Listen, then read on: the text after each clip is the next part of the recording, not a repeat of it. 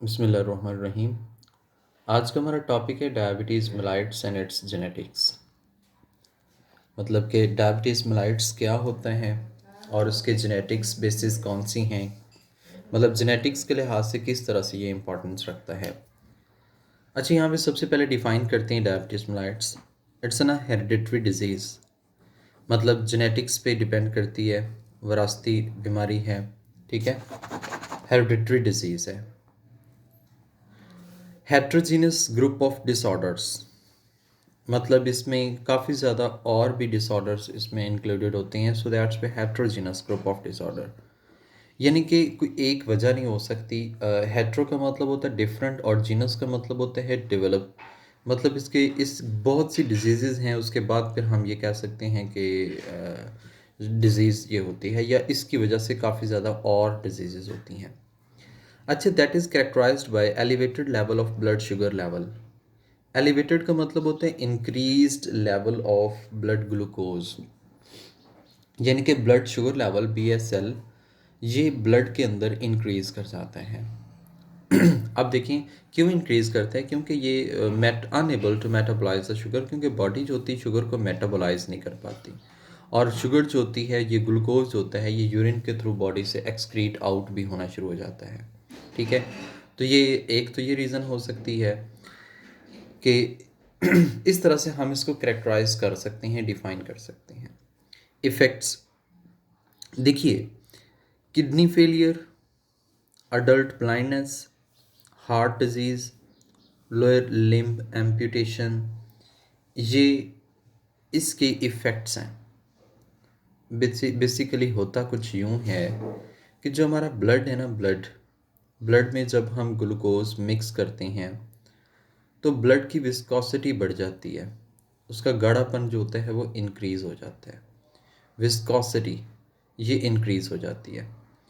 अब viscosity increase होना मतलब इसका गाढ़ापन ज़्यादा हो जाता है, जिसकी वजह से जैसे ये ग्लोमेरुलस में जाएगा तो वहाँ पे प्रॉपरली पंपिंग नहीं हो पाएगी, वहाँ पे प्रॉपरली फ्लो नहीं हो पाएगा, जिसकी वजह से ग्लोमेरुलस कैपिलरीज को डिस्टर्ब करेगा, तो किडनी फेलियर पॉसिबल हो सकता है। सेम अडल्ट ब्लाइंडनेस, आँख आँख के अंदर भी ब्लड कैपिलरीज हैं, तो वहाँ पे भी ये प्रॉब्लमेटिक कॉज होती है। हार्ट जब डेफिनेटली ब्लड की विस्कोसिटी इंक्रीज़ हो जाएगी, गाढ़ापन इंक्रीज़ हो जाएगा, तो इसको पंप करने में फोर्स ज़्यादा लगेगी, एज वेल हार्ट अटैक हो बहुत सी और भी इश्यूज प्रॉब्लमेटिक हो सकती हैं। लोअर लिम्ब एम्पुटेशन का मतलब ये है कि जो हमारी टांगें हैं और इससे नीचे पार्ट्स होते हैं, वहाँ पे ब्लड चला तो जाता है, लेकिन वहाँ से वापस यानी कि उसका रिटर्न होना ये प्रॉपर नहीं होता। जब वापस रिटर्न नहीं आता तो वहाँ पे फिर हमें टिश्यूज़ डैमेज होना शुरू हो जाती हैं, वहाँ पे ब्लड स्टिल हो जाता है। तो इसकी वजह से हमें वो टांगें वगैरह काटनी पड़ती हैं। सम टाइम अगर कोई ज़ख्म आ जाता है तो वो भी हमें सही प्रॉपरली सर्कुलेशन की वजह से प्रॉपर नहीं होता, उसका मतलब हीलिंग नहीं होती, तो ये बहुत से और भी इश्यूज़ इसमें क्रिएट हो सकते हैं। अच्छा, इसकी टाइप्स की अगर हम बात करें तो इसकी हमारे पास टू टाइप्स है, टू मेजर टाइप्स हैं। The one is insulin type 1 जो है, इसको हम कहते हैं insulin dependent diabetes mellitus, IDDM। Insulin dependent diabetes mellitus हम इसे IBBM भी कह सकते हैं। ठीक है, कि इंसुलिन पे ये डिपेंड करती है, इसे सिंपली IDDM के नाम से हमने मेंशन किया हुआ है। अच्छा, ये जुवेनाइल डायबिटीज़ भी कहती हैं। जुवेनाइल हम कहते हैं बचपन में, क्योंकि ये अर्ली एज ऑफ बिफोर 40 साल की उम्र से पहले हो जाती है, इसलिए हमसे जुवेनाइल डायबिटीज़ के नाम से भी मेंशन करते हैं। अच्छा, ये deficiency of pancreatic hormone insulin, insulin की डेफिशिएंसी की वजह से होगी। अगर पेंक्रियाज इंसुलिन प्रोड्यूस नहीं करेगा तो तभी ये डिज़ीज़ जो है वो कॉज होगी। एज वेल, इसकी वजह क्या है, क्यों नहीं प्रोड्यूस करेगा इंसुलिन? उसकी रीज़न ये है कि ऑटो इम्यून डिसऑर्डर है। बेटा, ऑटो इम्यून डिसऑर्डर में ऐसा होता है कि बॉडी जो होती है वो एंटीबॉडीज़ बनाती है अपने ही सेल्स के अगेंस्ट। जैसे कि ये इसका कॉज वायरल इन्फेक्शन भी हो सकता है जो एक्टिवेट करता है ऑटो इम्यून डिसऑर्डर को। अब अपने ही सेल्स के अगेंस्ट एंटीबॉडीज़ बनाना, उन्हीं को किल करना, डिस्ट्रॉय करना, तो ये ऑटो इम्यून डिसऑर्डर कहलाएगा। जैसे कि फॉर एग्जांपल टी सेल्स हैं, इसमें टी सेल्स अटैक करते हैं पेंक्रियाज पे और बीटा सेल्स को डिस्ट्रॉय कर देते हैं और इंसुलिन की प्रोडक्शन जो होती है वो स्टॉप हो जाती है। अब इस तरह से इंसुलिन प्रोड्यूस नहीं होती। अब इसका फिर हम ट्रीटमेंट कैसे कर सकती हैं? तो इसका ट्रीटमेंट ये है कि ऐसे जो पेशेंट्स हैं डायबिटीज़ टाइप 1 के, उनको एक्सोजीनियस इंसुलिन चाहिए सर्वाइव करने के लिए। मतलब कि हम उसे एक्सटर्नल आर्टिफिशियल इंसुलिन जो हम बनाते हैं, सिंथेसाइज करते हैं, वो उनको प्रोवाइड कीजिए और वो उसको यूटिलाइज करते हुए सर्वाइव कर लेंगे। अच्छा, नेक्स्ट है इसकी जेनेटिक बेसिस। मतलब कि what are the genetic basis of insulin. Insulin की जेनेटिक बेसिस जो हैं वो क्या है? ठीक है, सॉरी इंसुलिन की नहीं, डायबिटीज़ टाइप 1 की हम बात कर रहे हैं जेनेटिक बेसिस की। डायबिटीज़ टाइप 1 की, देखिए डायबिटीज़ टाइप 1 की जेनेटिक बेसिस में हम कहते हैं कि जो इंसुलिन है, इंसुलिन जीन जिसके थ्रू इंसुलिन प्रोटीन बनती है, तो ये insulin short arm of chromosome number 11, chromosome number 11 के शॉर्ट आर्म पे ये जीन मौजूद होती है। पॉलीमॉर्फिज्म, पॉलीमॉर्फिज्म का मतलब कि मैनी शेप्स होती हैं इसकी और जेनेटिक वेरिएशन शो कर रही होती हैं विद इन द लोकस, एक ही लोकस के अंदर। That is responsible for type 1 enter insulin dependent diabetes mellitus. First ये सोचा जाता था कि polymorphism of genetic variations within locus that is ना रिस्पॉन्सिबल फॉर टाइप 1 डिजीज़। लेकिन नाउ डेज हम ये आइडेंटिफाई करते हैं, हम ये बताते हैं कि no more just recessive allele, ये सिर्फ एक रिसेसिव सिंगल ट्रेट है, बल्कि ये जो हमारे पास डायबिटीज़ है दैट इज़ ना मल्टी फैक्टोरियल। ये तो एक सिंगल जीन है, ये रिस्पॉन्सिबल इतनी नहीं है, बल्कि ये मल्टी फैक्टोरियल है। मल्टी फैक्टोरियल कहने का मतलब ये है कि ये पॉलीजेनिक है। पॉलीजेनिक का मतलब कि मैनी जीन्स कंट्रोल करती हैं इसको, मैनी जीन्स होंगी, और इस तरह से हम कह सकते हैं कि मैनी अलील्स हैं जो इसमें रिस्पॉन्सिबल हैं। अब विद इन्वामेंटल इन्फ्लुएंस, यानी कि इन्वामेंट और जेनेटिक दोनों को अगर हम इकट्ठा करें तो दैट इज़ ना कलेक्टिवली ये डिजीज़ कॉज होने में इन्वॉल्व होती है। तो हम सिंपली यहाँ पे अभी ये डिसीजन लेते हैं कि ये ऊपर वाली समझ नहीं आई, इसमें मल्टी फैक्टोरियल वाली। इसने बताया ये है कि ये मल्टी फैक्टोरियल है। एक होता है मल्टी का मतलब मैनी, फैक्टोरियल का मतलब बहुत से फैक्ट्स हैं, फैक्टर्स हैं जो डायबिटीज़ टाइप 1 को कॉज करते हैं। लाइक दैट, एक तो उसमें पॉलीजेनिक है। पॉलीजेनिक का मतलब कि many genes will controls this. सिर्फ एक जीन की वजह से डायबिटीज़ नहीं होती, बहुत सी जीन्स, बहुत सी अलील्स इसमें इन्वॉल्व होती हैं।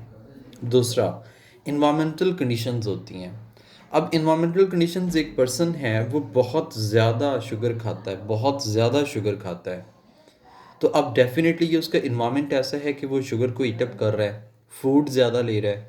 अब फूड ज़्यादा ले रहा है तो वो ओबेस हो जाएगा और एज वेल उसमें अदर डिजीज़ भी आ जाएंगे, साथ में ये डिज़ीज़ भी आ जाएगी। मतलब जेनेटिक्स के साथ साथ उसके इन्वामेंटल दोनों फैक्टर्स इन्वॉल्व हैं। इसलिए हमने कोई एक फैक्टर, सिंगल फैक्टर इसमें इन्वॉल्व नहीं है डायबिटीज़ टाइप 1 को कॉज करने के लिए, बल्कि मोर देन वन फैक्टर्स हैं, मोर देन वन फैक्टर्स हैं, so that's why it's known as an multifactorial. Did you understand that point? Yes sir. Okay, next है हमारे पास type 2। Type 2 is an second type of diabetes mellitus. इस type में क्या होता है, non insulin dependent diabetes हमारे पास है। नॉन इंसुलिन डिपेंडेंट डायबिटीज़ का मतलब ये है कि that is not depend upon insulin, ये इंसुलिन पे डिपेंड नहीं करती। इसको हम NIDDM के नाम से भी मेंशन कर सकते हैं। 90% जो डायबिटिक पेशेंट्स हैं वो नॉन इंसुलिन डिपेंडेंट माइलेट्स में आते हैं।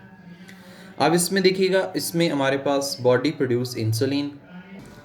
इसमें बेटा हम ऐसा कहते हैं कि बॉडी इंसुलिन नॉर्मली प्रोड्यूस कर रही होती है, नॉर्मली इंसुलिन की प्रोडक्शन हो रही होती है, लेकिन बॉडी सेल्स जो होती हैं फेल टू इंसुलिन रिस्पॉन्स, ये इंसुलिन को रिस्पॉन्स ही नहीं देते। बॉडी इंसुलिन जो होती है, बॉडी जो होती है हमारी इंसुलिन से रेजिस्टेंट हो जाती है, मतलब यानी कि बॉडी पे इंसुलिन का कोई इफ़ेक्ट ही नहीं होता। जी, तो इसमें हमने ये बताया कि बॉडी जो है वो इट्स सेल्फ इंसुलिन प्रोड्यूस कर रही होती है, मतलब कि बॉडी एंडोजीनस खुद ब खुद अपने पेंक्रियाज से प्रोड्यूस कर रही होती है। और बॉडी हमारी जो होती है प्रोड्यूस तो कर रही है, लेकिन हमारे जो बॉडी सेल्स हैं ये इंसुलिन को रिस्पॉन्स नहीं करते, फेल टू इंसुलिन रिस्पॉन्ड। अब बॉडी जो होती है वो बॉडी सेल्स जो होती हैं इंसुलिन रेजिस्टेंट हो जाते हैं। मतलब सेल्स जो होती हैं वो इंसुलिन को रिस्पॉन्ड ही नहीं करते। बेसिकली तो वो इंसुलिन की वजह से ग्लूकोज अपटेक करते हैं, उसको यूटिलाइज करते हैं और बाकी फंक्शंस परफॉर्म करते हैं। लेकिन इसमें सेल्स जो हैं वो रिस्पॉन्ड नहीं करते क्योंकि उनके रिसेप्टर्स ये वो चीज़ एंड एवरीथिंग ब्लॉक्ड हो चुकी होती है। अब मोस्टली ये ओवर एज 40 के बाद होती है, तो मोर कॉमन होती है अमंग ओबेस पीपल्स में। ये ओबेसिटी का इंसुलिन रिस्पॉन्स के इनडायरेक्टली रिस्पॉन्स होता है। Indirect response mean to say कि जो ओबेसिटी है, इसमें हम बात करें जो ओबेसिटी है, जैसे ओबेसिटी इंक्रीज़ होगी इंसुलिन रिस्पॉन्स बाय सेल्स जो है वो क्या हो जाएगा, कम होता जाएगा। अगर आप एक्सरसाइज करें, ओबेसिटी डिक्रीज़ करेंगे तो इंसुलिन रिस्पॉन्स भी क्या होना शुरू हो जाएगा, बढ़ना शुरू हो जाएगा, इंक्रीज़ होना शुरू हो जाएगा। तो ये एक दूसरे से रिलेट करती हैं। तो obesity is main cause in type 2 disease. ये टाइप 2 डिजीज़ में मेन कॉज होता है हमारे पास ओबेसिटी। ठीक है, नेक्स्ट हमारे पास है कि सर जी जी ये जो है एक्सरसाइज से ग्लूकोज टॉलरेंस बढ़ जाती है, तो फिर इसका मतलब तो ये है कि ग्लूकोज को ज्यादा एक्यूमुलेट हो जाना चाहिए बॉडी में। नहीं, टॉलरेंस का मतलब ये है कि ग्लूकोज यूटिलाइजेशन इंक्रीज होती है बेसिकली। एक तो ये हम कह सकते हैं, दूसरा हम ये कह सकते हैं कि जैसे जैसे एक्सरसाइज करते हैं इनडायरेक्टली इंक्रीजेज इंसुलिन सेंसिटिविटी, यानी कि इंसुलिन सेंसिटिविटी इंक्रीज हो जाती है, इंसुलिन रिस्पॉन्स बाय सेल ये स्टार्ट होना शुरू हो जाता है। तो इंसुलिन की वजह से सेल जो हैं उन ग्लूकोज को यूटिलाइज करते हैं, एज वेल ग्लूकोज का लेवल कम हो जाता है और इस तरह से पर्सन जो होता है वो ग्लूकोज टॉलरेंस जो है वो उसकी इम्प्रूव हो जाती है, बेटर हो जाती है कि वो अच्छे तरीके से सर्वाइव कर सकता है, रैदर टू बी अगर वो एक्सरसाइज करे ही ना उसकी निस्बत। ठीक है जी, नेक्स्ट हमारे पास है इसकी कॉस्ट। और ये जो सर ये जो टर्म है जुवेनाइल, इसका क्या? अच्छा देखिएगा, हम इसमें देख रहे हैं इसके कॉजेज़, यानी कि डायबिटीज़ टाइप 2 के कॉजेज़। तो इसमें जेनेटिक कंपोनेंट ये इन्वॉल्व हैं और सर्टन इन्वायरमेंटल कंडीशंस भी इन्वॉल्व हैं, यानी कि दोनों जो हैं टाइप 2 कॉज करने में इन्वॉल्व। अच्छा, एक डिजीज़ है मोडी। अब मोडी जो है ये majority onset diabetes of young, यानी कि 2 to 5% टाइप 2 जो है ये अर्ली लाइफ बिफोर 25 में हो जाती है। तो इसलिए हम यंग्स में जो डिज़ीज़ कॉज करती हैं उसको हम कह देते हैं मॉडी। ये टाइप 2 होती है इनके अंदर। अच्छा इसके जेनेटिक बेसिस क्या हैं? इसके जेनेटिक बेसिस ये हैं कि that is an autosomal dominant trait. ये एक ऑटोसोमल डोमिनेंट ट्रेट की वजह से होती है। Autosomal dominant trait mean to say कि ऑटोसोम क्रोमोसोम पे मौजूद होती है and that will hide the other effects of other. और 50% केसेस जो होते हैं वो इस म्यूटेशन की वजह से होते हैं, ग्लूकोकाइनेज जीन के अंदर म्यूटेशन की वजह से। अब ये म्यूटेशन जो होती है ग्लूकोकाइनेज एंजाइम बनाती है। ये ग्लूकोकाइनेज एंजाइम ग्लूकोज को ग्लूकोज 6 फॉस्फेट में कन्वर्ट होने में क्या करती है, हेल्प करती है। ये ग्लूकोज 6 फॉस्फेट फिर आगे फ्रुक्टोज 6 फॉस्फेट में कन्वर्ट होता है और आगे आगे आगे इसकी ग्लाइकोलाइसिस जो है वो स्टार्ट होती रहती है। अब ये एंजाइम ही मौजूद नहीं होगा तो ये ग्लाइकोलाइसिस का प्रोसेस ही स्टॉप हो जाएगा और ग्लूकोज की यूटिलाइजेशन जो है वो प्रॉपर नहीं हो पाएगी। अच्छा, मोडी जो है can also be caused by the mutation of other 4 genes. और भी 4 जीन्स ऐसी हैं, 4 अदर जीन्स हैं जिनमें म्यूटेशन की वजह से मोडी कॉज होती है। अब इसमें अगर हम देखें तो ये 4 जीन्स जो हैं ये ट्रांसक्रिप्शन फैक्टर को इनकोड करती हैं। ट्रांसक्रिप्शन फैक्टर आप जानते हैं जो ट्रांसक्रिप्शन करवाने में रिस्पॉन्सिबल होता है और ट्रांसक्रिप्शन से आगे बाकी प्रोटीन्स भी सिंथेसाइज होती हैं, एंजाइम सिंथेसाइज होती हैं। अब ये जो ट्रांसक्रिप्शन फैक्टर्स होता है ये बेसिकली पेंक्रियाटिक डेवलपमेंट और इंसुलिन रेगुलेशंस में इन्वॉल्व होता है। यानी कि ये जो 4 जीन्स हैं ये पेंक्रियाटिक डेवलपमेंट और इंसुलिन रेगुलेशंस में इन्वॉल्व होती हैं। अब 4 मॉडी जीन्स जो हैं, यानी कि ये जो हमने जीन्स पढ़ी हैं, that is not play significant role in adult onset type 2। ये अडल्ट ऑनसेट टाइप 2 में कोई डिजीज़, कोई इफ़ेक्ट, कोई रोल नहीं रखते। इसी तरह से एक और डिज़ीज़ है ब्लड प्रेशर। अब जो ब्लड प्रेशर हम बात करते हैं, ब्लड प्रेशर इज़ ना आल्सो मल्टी फैक्टोरियल, मतलब कि that is not a single cause, इसका भी कोई सिंगल कॉज नहीं है, ये मल्टी फैक्टोरियल ट्रेट होती हैं that represent correlation between systolic and diastolic blood pressure of parents and children's। अब पेरेंट्स और चिल्ड्रंस में अगर हम systolic diastolic blood pressure pattern को देखें तो ये एक दूसरे के साथ कोरिलेट करता है। उसकी रीज़न क्या होती है कि दोनों में जीन्स सेम होती हैं। जीन्स सेम होने की वजह से यानी कि फैमिली हिस्ट्री सेम होती है, सो दैट्स वे दोनों में ये इफ़ेक्ट्स भी रिप्रेजेंटेशन जो होती है वो सेम होती है। इसमें अगर हम देखें तो इन्वामेंटल फैक्टर्स क्या शामिल हैं, स्ट्रेस है जैसे tension, diet, these are environmental factors which are responsible for blood pressure. तो हम यहाँ पे एक शॉर्ट क्वेश्चन भी आता है कि what are the causes of blood pressure, how we can say the what type of blood pressure is an disease. तो ये भी एक मल्टी फैक्टोरियल ट्रेट होता है जो कि कोरिलेशन शो करते हैं सिस्टलिक और diastolic blood pressure pattern in parents and children. तो all this, if you have any question related to this, then you can ask about it.